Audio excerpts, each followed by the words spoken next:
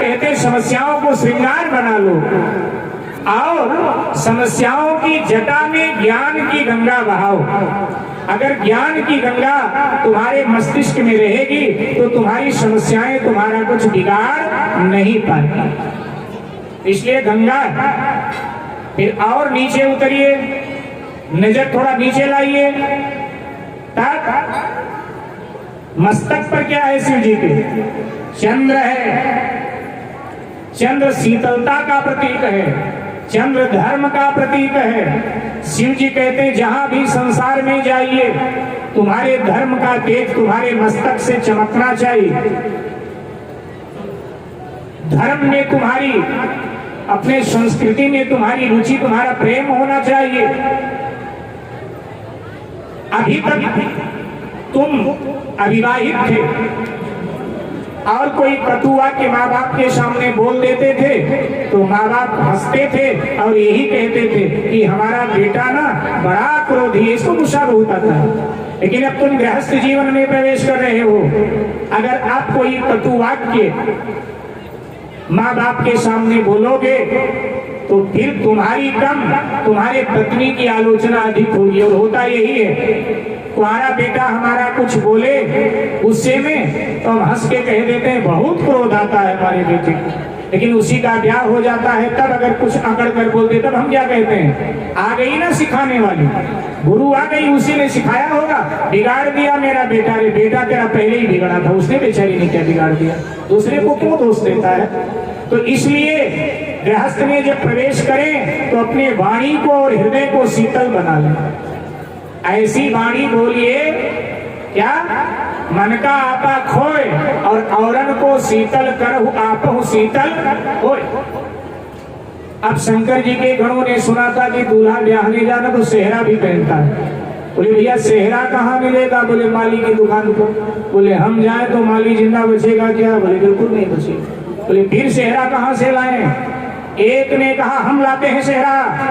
दौड़ा दौड़ा गया, एक टोकरे नाग ले आया, नागों की पूंछ जटाओं में बांध दिया और मुंह नीचे लटका दिया। तब जटा मुकुट अहिमौर संवारा, शिव ही संभुगन करे सिंगारा। सर्पों का सेहरा हो गया सर। गले में क्या है शंकर जी के? विष निशान है नेगा विष। मेरे भाई बहन, समाज कल्याण के लिए शिव जी को विष पिलाया गया, माने हम बच जाएं, शिव का जो हो। शिव जी कहते हैं भैया समाज तुम्हें विष पिलाएगा कब? जब सन्मार्ग पर चलोगे, भक्ति के मार्ग पर चलोगे, तब समाज तुम्हें अमृत नहीं देगा, तुम्हें विष पिलाएगा। विष पीना पड़ेगा। समाज ने विष ही दिया है। शिव जी को विष मिला, मीरा जी को विष मिला, शुक्रात को विष मिला, महर्षि दयानंद सरस्वती जी को विष मिला। हम विष ही तो देते हैं समाज के महापुरुषों को। समाज के महापुरुषों को विष पिला देता है। इन महापुरुषों ने क्या बिगाड़ा था समाज का? लेकिन ना विष पिला। तुम भी अच्छे पथ पर चलोगे तो विष ही मिलेगा, और विष देने वाले बाहर के लोग नहीं होंगे, तुम्हारे घर के लोग ही तुम्हें विष देंगे। हाँ, तुम्हारे अपने ही विष पिला देंगे तुम्हें। विष अपने ही देते हैं, देवता लोग अपने ही हैं शिव जी के। शिव जी कहते विष पीना पड़ेगा। हाँ, विष का प्रकार भिन्न भिन्न हो सकता है। हमने कुछ और प्रकार का विष पिया था, आपको कुछ और प्रकार का विष मिलेगा, लेकिन पीना पड़ेगा, पी लेना, लेकिन मेरी तरह पीना। अब आप सब भजन कीर्तन करते हैं, कथा करवाते हैं, भंडारा करते हैं, दान पुण्य करते हैं, और कोई आपकी आलोचना करे तब वो बात आपको कैसे लगेगी? विष की तरह लगेगी। लेकिन उस आलोचना रूपी, निंदा रूपी विष को पी जाना है। कैसे पीना है? शिव जी कहते हैं मेरी तरह जुबान पे मत रखना, वरना तुम्हारी कोई आलोचना करेगा, निंदा करेगा, गाली देगा, तुम भी उसकी आलोचना करोगे, निंदा करो। तो दिल में लगा ले, दिल में उतार ले, निकल जाए। बोले नहीं नहीं, दिल में उतार दोगे, जब जब वो बातें तुम्हें याद आएंगी तुम्हारा दिल जलेगा, तुम दिल जले हो जाओगे, और दिल जले लोग अच्छे नहीं होते। फिर क्या करें? शिव जी कहते हैं मेरी तरह कंठ में रख करके नीलकंठ बन जाओ। बोलो नीलकंठ। तो गले में विष है। अब गणों ने सुना था कि भाई दूल्हा ब्याहने जाए तो मोटी माला पहनता है सोने की, अपने पास ना हो तो रिश्तेदारों से मांग लेता है कि सर ब्याह हो जाएगा तो वापस कर देंगे, जरा दे दो। तो कहा माला होनी चाहिए। तो एक गण गया और मोटा सा एक नाग ले आया, गले में नागों की माला डाल दिया। किसी ने पूछा भोलेनाथ दुनिया ब्याहने जाए तो सोने की माला और तुम ब्याहने गए तो नाग की माला, क्यों? तुम्हारे पास कोई कमी क्या? दुनिया को देते हो तो खुद पहन लेते। शंकर जी ने कहा जो सोने की मोटी माला पहनकर चलते हैं ना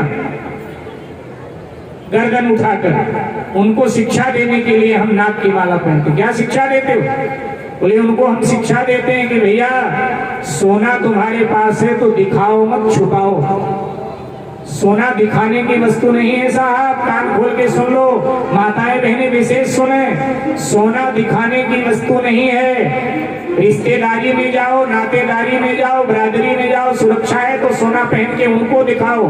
कथा कीर्तन में तो तुलसी की माला अच्छी लगती है, सोना नहीं, बुरा मत मानिए। और फिर भी पहनने का शौक है तो सुरक्षा का ध्यान रखो, सुरक्षा का ध्यान रखो। शिव जी कहते हैं कई बार सोने की माला नाक बन करके डस जाती है, इसीलिए हम सावधान करते हैं। सोने की माला पहनने वालों याद रखो कहीं ये नाग बनकर तुम्हें डस न जाए। जिन्हें हम हार समझे थे गला अपना सजाने को, जिन्हें हम हार समझे थे गला अपना सजाने को, वो काले नाग बन बैठे हमें ही काट खाने को। वो काले नाग बन बैठे हमें ही काट खाने को, इसलिए गले में नाग की माला है। अच्छा, नाग काल का भी प्रतीक।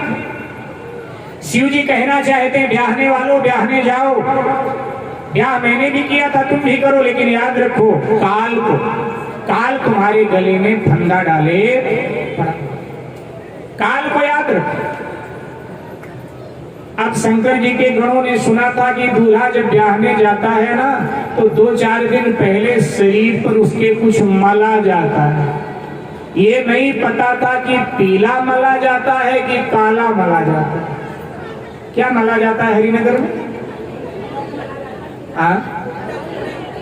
क्या? अच्छा, उबटन, दही, अपना हल्दी, तेल, उबटन। लेकिन उनको पता ही नहीं था, बस ये पता था मला जाता है कुछ गणों को, ये नहीं पता था पीला की काला मला जाता है। हल्दी सौंदर्य वर्धक पदार्थ है, हल्दी बार बार शरीर पर मलने से सौंदर्य निखरता है, इसलिए मला जाता है बार बार। अब ये पता ही नहीं था पीला की काला। एक ने कहा यार कुछ मला भी तो जाता है 2-4 दिन पहले। उसने कहा मैं लाता हूँ। गया, एक चिता जल रही थी शमशान पर, गरम गरम राख ले आया। बाबा लगा दो, शरीर का लगा दो बेटा। अरे काम पूरे शरीर में शमशान की राख। किसी ने शंकर जी से पूछा दुनिया ब्याहने जाए तो न जाने कितने प्रकार की सुगंधित वस्तु शरीर पर डालती है, 5 किलोमीटर तो खुशबू जाती है हवा में, और आप ब्याहने गए तो शमशान की राख पोत लिया। ये क्या लीला किया सरकार? शंकर जी ने कहा ब्याहने वालों को बताना चाहता हूँ ये बात, इसलिए ऐसा किया। क्या बताना चाहता? तो ये बताना ये चाहता हूँ कि ब्याहने वालों जब ब्याहने जाओ सज धज कर तो याद रखो जिस शरीर को सजा कर आज ब्याहने जा रहे हो ये शरीर एक दिन शमशान पर चिता की मुट्ठी भर राख बन जाएगा। इसलिए शमशान को ब्याह के इसमें भी याद रखो। परमात्मा से प्रार्थना करो, गृहस्थ जीवन में प्रवेश कर रहे हैं प्रभु अपना नाम मुझे याद दिलाते रहना, क्योंकि इस शरीर का परिणाम तो एक दिन चिता की राख होना है। लेकिन कहाँ हमें ब्याह के समय शमशान याद आता है क्या? हा?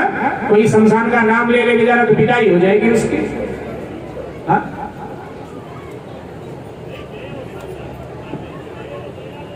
पिटाई नहीं हो जाएगी। हम कहते हैं राम नाम सत्य है और ये बात हकीकत है। लेकिन किसी के बेटे का ब्याह हो, कोई जाकर कहे भैया राम नाम सत्य तब क्या होगा उसकी हालत, विचार करो। तो मेरे भाई बहन, कहा कि शमशान याद दिलाना चाहते हैं, लेकिन हमें याद कहाँ आता है। कभी कहता है प्यास लगती है तो पनघट की याद आती है, प्यास लगती है तो पनघट की याद आती है, और जब उम्र ढलती है तब मरघट की याद आती है, उसके पहले मरघट कहाँ है। दुनिया ब्याहने जाए तो कृपाण लेकर जलती है, शंकर जी ब्याहने गए तो अपना त्रिशूल हाथ में, कि त्रिशूल में 3 पंजे से ऊपर को उठे होते हैं, आपने देखा होगा। एक काम है, एक क्रोध है, एक लोभ है। शिव जी कहते हैं ब्याहने वालों ब्याहने जाओ, लेकिन पहले इन 3 को मुट्ठी में करो। काम क्रोध लोभ तुम्हारे मुट्ठी में है तो तुम्हारा गृहस्थ जीवन हमारी तरह वंदनीय, पूजनीय, दर्शनीय बनेगा, हंसता हुआ गुजरेगा।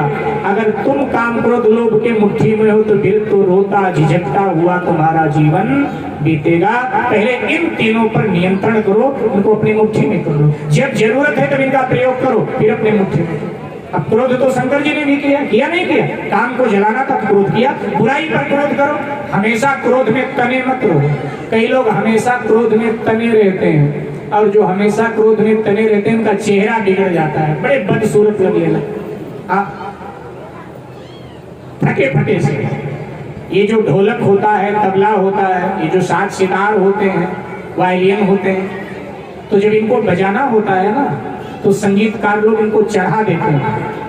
तो जब तक कार्यक्रम चलता है बजाते हैं, और जैसे कार्यक्रम खत्म होता है ना फिर उतार देते हैं। आप पूछो महाराज क्यों उतार देते हो, चढ़े रहने दो। तो कहेंगे कि अगर चढ़े रहे ना तो इनका स्वर बिगड़ जाएगा। तो ऐसे ही अगर क्रोध में हमेशा चढ़े रहोगे तो जीवन का स्वर तुम्हारे बिगड़ेगा। परिवार में भी कोई कब तक सुनेगा, कब तक सहेगा तुम्हारी बात। हाँ, तो जब परिवार में खटपट होगा, जीवन का स्वर बिगड़ा कि नहीं बिगड़ा। इसलिए हमेशा चढ़े नहीं रहना चाहिए। जरूरत है तब क्रोध का सदुपयोग करो, काम का सदुपयोग करो, लोभ का सदुपयोग करो, फिर मुट्ठी में। तो इसलिए त्रिशूल है। अब दुनिया ब्याह में जाए तो घोड़ी पर जाती है, और कई जगह घोड़े पर जाती है। अच्छा, घोड़ा घोड़ी वासना के प्रतीक माने गए, और शिव जी जब ब्याहने गए तो किस पर गए, बैल पर। और बैल धर्म का प्रतीक है। तो ये संसार दुनिया का पहला और अंतिम दूल्हा इस तरह से सज धज के तैयार हुआ। ऐसा दूल्हा ना पहले कभी था और ना बाद में कभी। अंतिम और पहला दूल्हा सच के तैयार हो गए, बैल पर आरूढ़ हो गया। इधर देवताओं की बारात कैलाश पर आई। जैसे शंकर जी का अड़भंग श्रृंगार देखा तो देवताओं ने ब्रह्मा जी के कान में फुसफुस किया, इनको आगे करके चलोगे ना तो राजा हिमांचल बारात वापस कर देगा। अरे जलपान भी नहीं मिलेगा, थके हारे जाएंगे। ऐसा दूल्हा, दूल्हा होता है ऐसा? कहाँ पार्वती, कहाँ क्या श्रृंगार? ब्रह्मा जी ने कहा क्या करें? तो शंकर जी को कह दो कि पीछे पीछे हम लोग आगे आगे जाएंगे। ब्रह्मा जी ने कहा यार बड़ी मुश्किल से तो राजी किया है, हम कहें तुम पीछे पीछे आओ, कहे हम जाते ही नहीं, तुम जाओ, फिर क्या होगा? देवताओं ने कहा फिर क्या करें? ब्रह्मा जी ने कहा किसी बड़ी लकीर को अगर छोटी करना है ना तो उसके सामने बड़ी लकीर एक उससे भी बड़ी खींच दो, लकीर छोटी हो जाएगी। ऐसा करो ना, हम लोग अपना अपना समाज लेके अपने आप आगे निकल जाते हैं, अपने आप ही पीछे छूट जाएगा। कहने की क्या जरूरत है? ठीक है, सब देवता लोग अपना अपना समाज लेके आगे आगे चलने लगे। शंकर जी के गणों ने शंकर जी से कहा महाराज ब्याह आपका है, देवताओं का? बोले नहीं, ब्याह तो मेरा। बोले तो दूल्हा पीछे छूट गया, बाराती सब आगे भागे जा रहे हैं। शंकर जी ने कहा देवता लोग जो है ना स्वार्थी हैं और ये सम्मान के भूखे हैं, इनको जाने दो। हमको मान सम्मान की कोई भूख नहीं, हम पीछे ही सही, जाने दो। देवता लोग आगे निकल गए। शंकर जी ने कहा चले, तो शंकर जी के गणों ने कहा महाराज ब्याह आपका और समाज आपका कम है, देवताओं का समाज ज्यादा है, भीड़ भाड़ ज्यादा है, हमारे समाज की भीड़ कम है। शंकर जी ने कहा भीड़ बढ़ाना है? गणों ने कहा हाँ। शंकर जी ने कहा शमशान की राख लेकर के 10 दिशाओं में उड़ा दो और आकर्षण मंत्र पढ़ दो कि विश्व के जितने भूत प्रेत हैं कैलाश पर आवे, बारात में जाना है। अब शंकर जी के गण ने शमशान की राख लिया, आकर्षण मंत्र पढ़ा, 10 दिशाओं में उड़ा दिया। दुनिया के जितने भूत प्रेत हो कैलाश पर पधार जाओ। और जैसे ये कहना था ही हा हू हा की खा करते हुए सब आ गए। किसी ने पूछा कि ये कैसे पता चला कौन कहाँ का है? बोले उनके भाषा से और वेशभूषा से पता चल गया। जो इंग्लैंड अमेरिका आदि के भूत प्रेत थे वो अंग्रेजी में बात कर रहे थे। जो अरब आदि से आए थे अरबी भाषा, चीन वाले चाइनीज भाषा, पंजाब के सब भूत प्रेत पंजाबी में बात करें, बिहार वाले बिहारी में बात करें, बंगाल के भूत प्रेत बंगाली बोले। जो जहां का था, राजस्थान के भूत प्रेत राजस्थानी बोले, हरियाणा के भूत प्रेत हरियाणवी बोले और वेशभूषा वैसी, तो पता चल गया कौन कहाँ का है। और थे कैसे कैसे? बोले वो मुखहीन, किसी के शरीर में मुख ही नहीं है साहब। वो मुखहीन विपुल मुखता,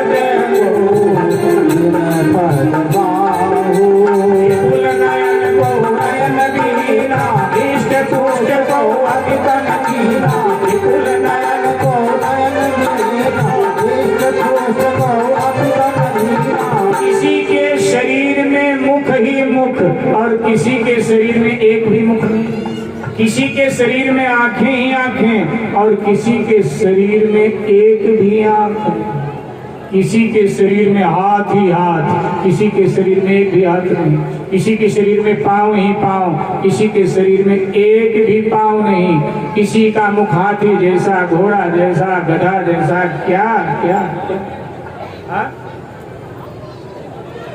मेरे बात साथ अपनी अपनी भाषा।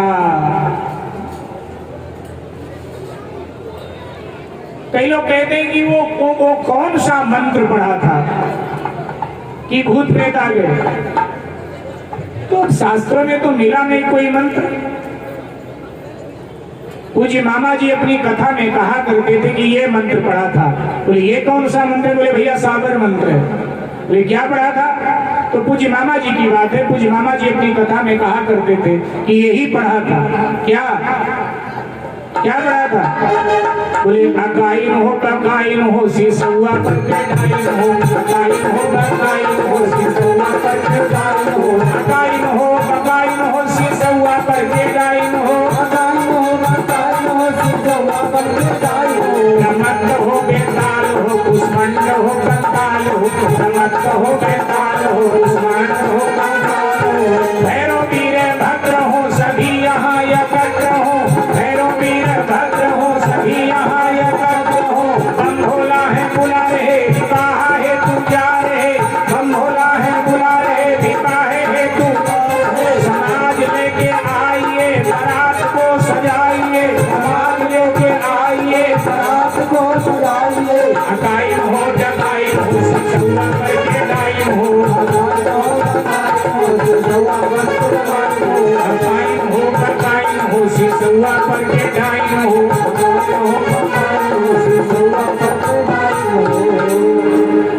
एकदम हुआ हुआ। कृपया ये सब बात नहीं करें, कृपया कथा का रस बिगाड़े ना। ये सब तो बाद में भी हो जाएगा, कृपया। अच्छा, बारात आने से पहले मुझे सूचित जरूर करना। बारात जब आनी हो मुझे सूचित कर देना, मैं अपने को समेट लूंगा। इसलिए कृपया कथा में विघ्न न डालें।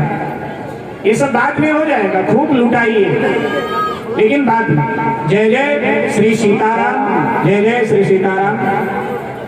हाँ, जय जय मुझे बता देना, जय जय श्री सीताराम। ठीक, बता देना मुझे।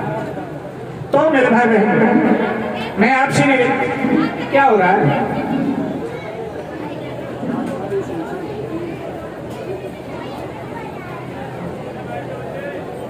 कृपया काफी आदि बाद में लुटाएं। मेरा निवेदन है भैया, ये बेटा बंद करो, बाद में बांट लेना, बहुत समय। काफी लेने आए हो, कथा सुनने आए हो? काफी बाद में मिल जाएगी, कथा बाद में नहीं मिलेगी। ये प्रसंग आज निकल जाएगा, मैं कल थोड़ा इस प्रसंग को कहूंगा। इसलिए कृपया जय जय श्री सीताराम, जय जय श्री सीताराम, जय जय श्री सीताराम। तो मैं आपसे निवेदन कर रहा था, बारात चली, शोरगुल हुआ, देवियों ने मुड़कर पीछे देखा और जैसे पीछे देखा तो शिव जी के बारात को देखकर भयभीत हुई। आगे देवता चल रहे थे, पतियों के कंधे पे हाथ रखा, हाय ऐसे किया। देवताओं ने कहा क्या हुआ? बोले पीछे देखिए ना, शिव जी की बारात कैसी है, जैसा दूल्हा वैसी बारात। देवताओं ने मुड़ के देखा, बोले बारात थोड़ा है ये, तो देवताओं ने कहा बारात नहीं, ये बराता है।